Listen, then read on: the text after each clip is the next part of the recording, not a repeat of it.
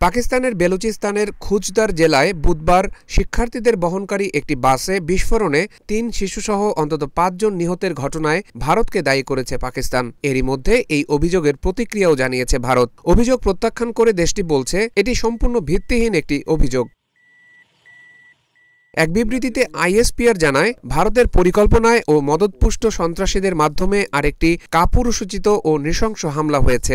আজ খুজদারে নিরীহ স্কুল শিক্ষার্থীদের বাস লক্ষ্য করে বিস্ফোরণ ঘটানো হয়েছে। প্রাথমিক তথ্য অনুযায়ী ৩ শিশু ও ২ প্রাপ্তবয়স্ক ব্যক্তি নিহত হয়েছেন। আরও বেশ কয়েকটি শিশু আহত হয়েছে।